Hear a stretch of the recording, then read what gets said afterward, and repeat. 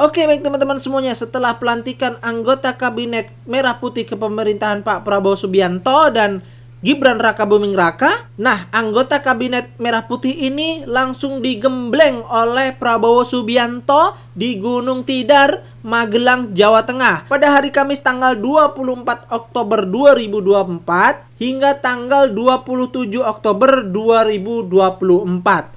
Nah, tentunya Pak Prabowo memiliki tujuan dengan adanya pelatihan militer ini. Nah, seperti apa tujuannya? Kita masih bersama Agrifana nih, kita tonton sampai selesai biar tidak gagal paham.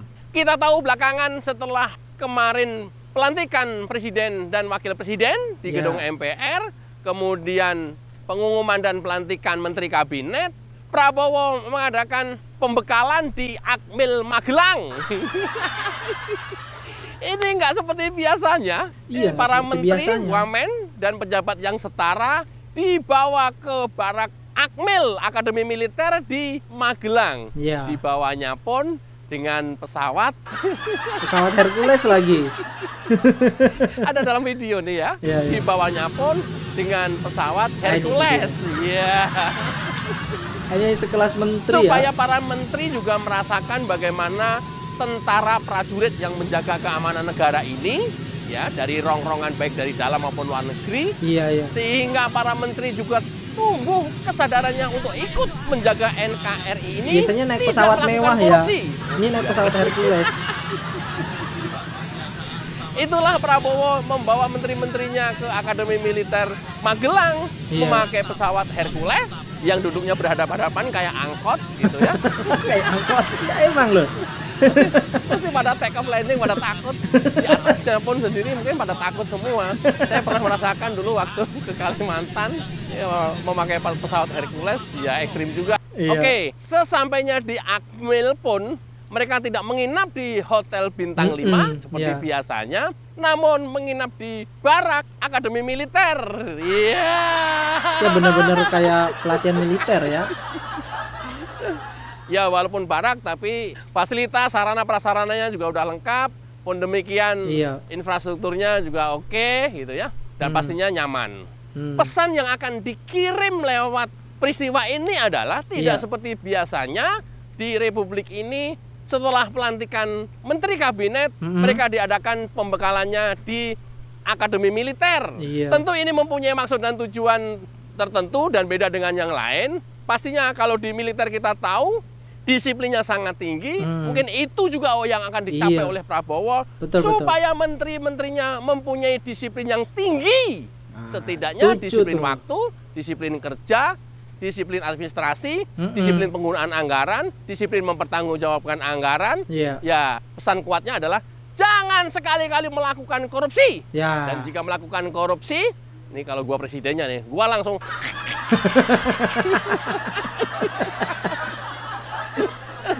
kalau gua presidennya. Nah, itulah pesan kuat yang akan disampaikan oleh Prabowo melalui pemerintahannya yang didukung oleh kabinet Merah Putih sekarang ini. Terima kasih atas semangatnya, semuanya tepuk tangan. Nah ini. Saya tidak bermaksud membuat Anda pidato Pak Prabowo. Bukan itu. Dan lebih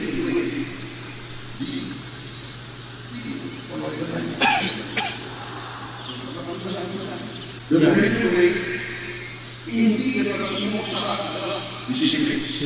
Kedua, kesetiaan. Disiplin, kesetiaan. Tidak setia kepada Prabowo.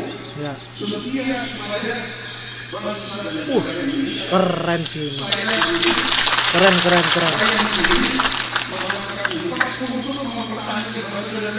Iya. Keren sih ini Pak Prabowo.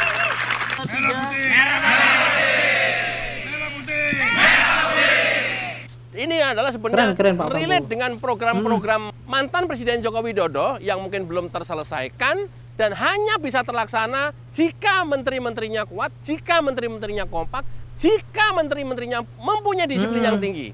Ingat ya, setidaknya udah ada 3 menteri nih ya di awal jabatannya. Sudah kontroversial nih, hati-hati nih. Siap-siap diganti nih. Hati-hati nih. Saya nggak usah sebutin ya 3 menteri siapa aja. Tapi Sebutin juga nggak hati-hati nih, apa-apa. hati-hati nih ya. Gri, kok lu yang ngasih peringatan? Iya. Kalau peringatannya Prabowo udah lebih keras lagi. Iya. Nggak pakai peringatan, langsung reshuffle. Terus siapa gantinya, Gri? Ya Gri Fanani lah.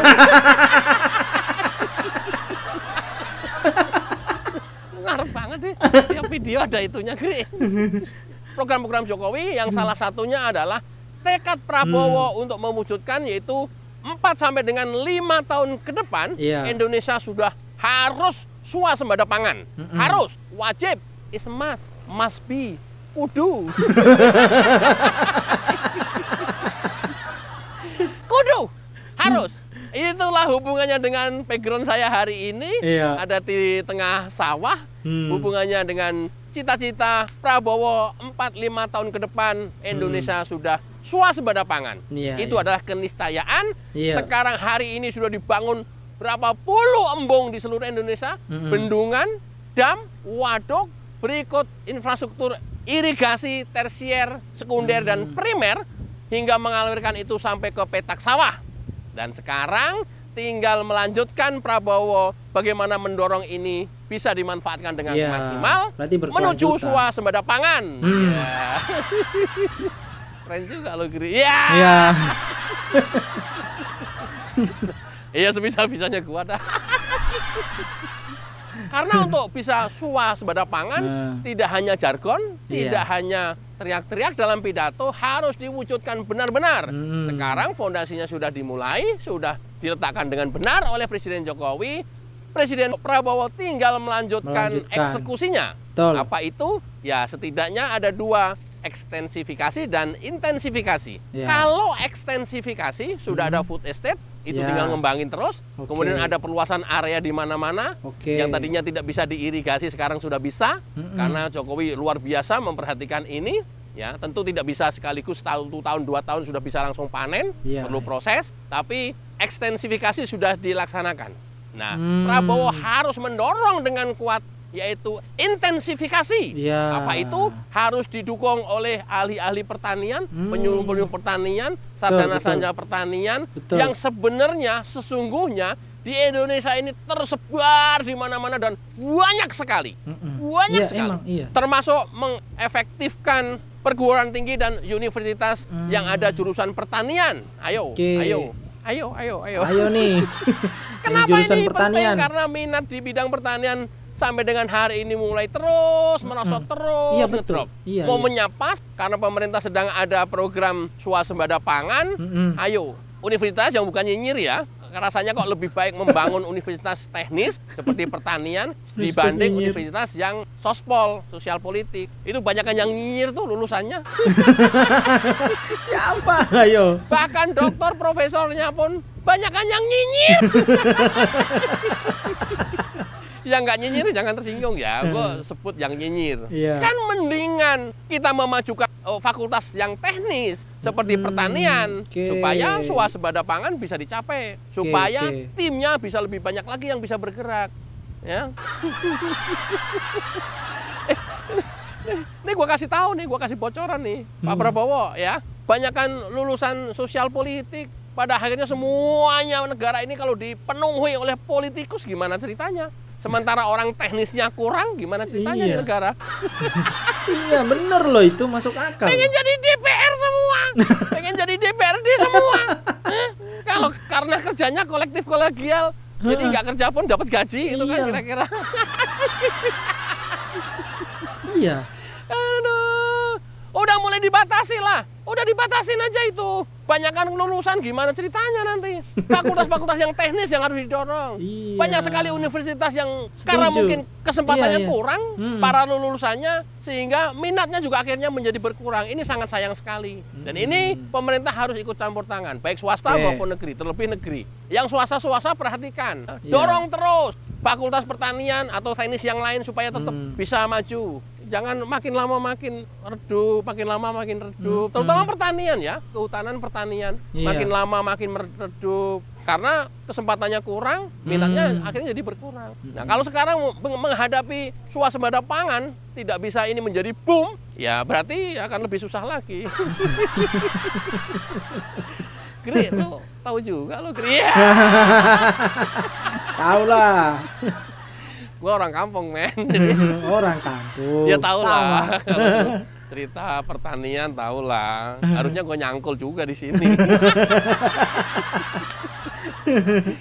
Oke ya, mudah-mudahan ini bermanfaat dan penting sekali untuk memberdayakan seluruh lulusan Fakultas Pertanian yang hari ini tersebar di seluruh Indonesia, banyak sekali, agar itu bisa diberdayakan dan mendorong universitas atau perguruan tinggi yang ada fakultas pertaniannya menumbuh kembangkan minat masyarakat untuk bisa masuk ke pertanian supaya bisa mensupport program pemerintah menuju Indonesia swasembada pangan. Tanpa itu rasanya tidak mungkin. Mudah-mudahan bermanfaat. Wassalamualaikum warahmatullahi wabarakatuh. Oke, baik teman-teman semuanya. Itu tadi ya tujuannya Pak Prabowo diadakannya pelatihan militer para menteri dan kabinetnya. Tentunya kita semua sebagai masyarakat biasa, mari kita dukung kepemerintahan Pak Prabowo ini. Semoga apa yang dicita-citakan, apa yang diinginkan oleh seluruh masyarakat Indonesia tercapai ya. Terima kasih sudah menonton. Yang belum subscribe silahkan langsung subscribe sekarang juga, agar teman-teman tidak ketinggalan video-video selanjutnya. Terima kasih. Wassalamualaikum warahmatullahi wabarakatuh.